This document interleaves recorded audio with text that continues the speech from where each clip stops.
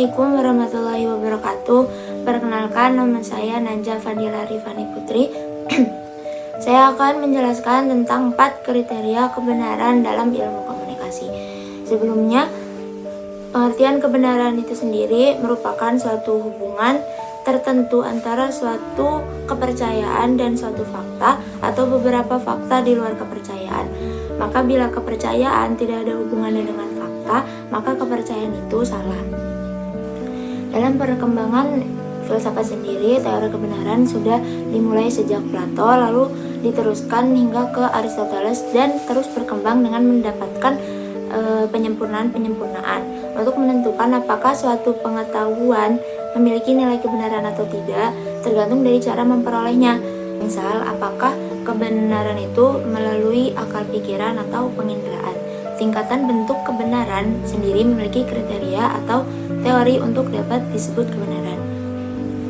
Yang pertama merupakan kriteria kebenaran korespondensi. Teori ini merupakan teori yang tertua berdasarkan teori pengetahuan Aristoteles. Karena Aristoteles sendiri itu sejak awal mensyaratkan kebenaran pengetahuan harus sesuai dengan kenyataan yang diketahuinya. Maka pengertian kebenaran korespondensi itu adalah suatu pernyataan itu benar jika materi pengetahuan yang dikandung pernyataan itu berhubungan, menyerupai, dan merepresentasikan objek yang dituju dengan pernyataan tersebut. Tokoh kriteria ini ada Bertrand Russell dan John Locke. Maksudnya di sini adalah menampilkan fakta-fakta di antara dua pihak dengan berimbang. Contohnya dalam seorang jurnalistik, itu seorang jurnalis melaporkan berita bahwa hujan deras menyebabkan banjir di Jakarta pada tanggal 25 Maret tahun 2025. Pernyataan ini dianggap benar jika fakta di lapangannya memang menunjukkan bahwa di tanggal tersebut dan di wilayah tersebut beneran terjadi banjir di Jakarta. Kebenarannya terletak pada pernyataan dan kenyataannya. Kriteria kebenaran yang kedua adalah kebenaran koherensi. Pengertiannya, kebenaran koherensi ini dianggap benar apabila pernyataan tersebut bersifat koheren atau konsisten dengan pernyataan yang sebelumnya dianggap benar. Artinya, pernyataan yang dianggap benar ini tidak bertentangan dengan pernyataan sebelumnya atau selalu konsisten. Tokoh dari kriteria ini adalah Plato, Aristoteles, dan Euclid. Contoh dari koherensi ini adalah dalam iklan sebuah brand smartphone mengklaim bahwa produknya selalu memiliki kamera dengan kualitas terbaik.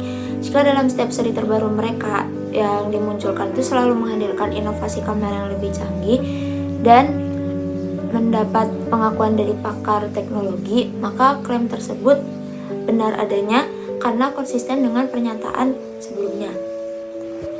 Teori korespondensi dan koheren ini memiliki perbedaan. Pada teori korespondensi, kebenaran suatu pernyataan itu tergantung pada hubungan fakta yang ada. Sedangkan di teori koherensi, kebenaran suatu pernyataan tergantung pada konsistensinya. Kriteria kebenaran yang ketiga adalah kebenaran pragmatis. Dalam kriteria ini, pragmatis menganggap suatu pernyataan itu benar jika pernyataan tersebut bersifat fungsional atau berguna dalam kehidupan praktis. Suatu pernyataan adalah benar jika pernyataan itu atau konsekuensi dari pernyataan itu mempunyai kegunaan praktis bagi kehidupan manusia. Contohnya dalam kehidupan PR atau public relation, yaitu sebuah perusahaan teknologi mengklaim bahwa aplikasi pembayaran digital ini mempermudah jalannya kehidupan masyarakat karena transaksi dilakukan tanpa uang tunai. Nah, jika pengguna benar-benar merasakan kemudahan dan mulai meninggalkan pembayaran tunai, maka pernyataan ini dianggap benar karena terbukti bermanfaat dalam kehidupan sehari-hari.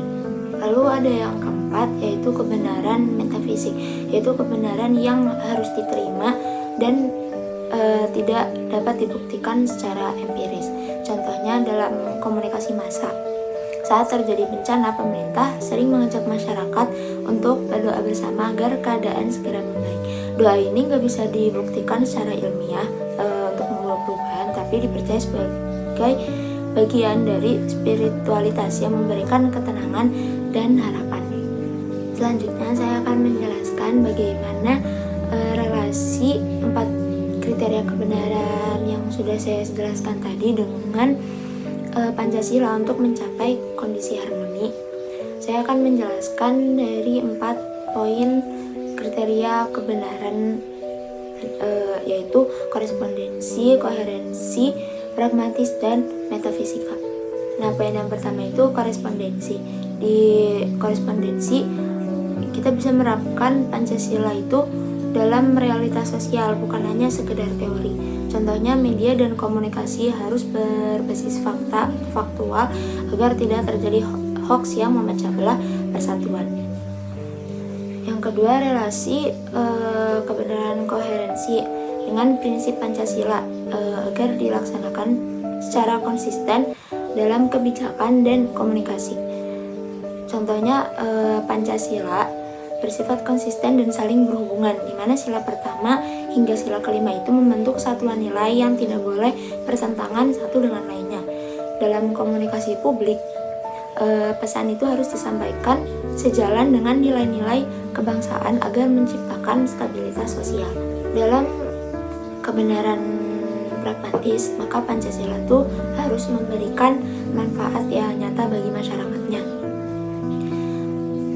Dalam sila keempat, yaitu sila kerakyatan yang dipimpin oleh hikmat kebijaksanaan dalam permusyawaratan perwakilan, itu menunjukkan demokrasi Pancasila yang harus diaplikasikan agar setiap warga negara memiliki peran dalam pemerintahan. Jika dalam komunikasi, kebijakan pemerintah atau kampanye sosial itu dianggap benar jika berdampak positif bagi masyarakat. Yang terakhir, relasi dari kriteria kebenaran metafisik, yaitu Pancasila diterima sebagai pedoman moral yang mengikat. Nilai-nilai dalam Pancasila seperti ketuhanan yang Maha Esa dan kemanusiaan yang adil dan beradab itu tidak selalu bisa dibuktikan dengan ilmiah, namun wajib dilaksanakan dan diterima sebagai landasan etika moral bangsa. Maka dari kelima butir Pancasila itu harus menjadi pedoman dalam berbangsa dengan bentuk pengamalan yang bersifat positif dari masing-masing sila tersebut. Apabila hal tersebut dapat tercapai, maka akan mewujudkan harmoni dalam kehidupan masyarakat. Maka dapat diketahui bahwa kehadiran ideologi Pancasila merupakan sistem kepercayaan masyarakat Indonesia tentang kondisi ideal atau harmoni yang harus dicapai.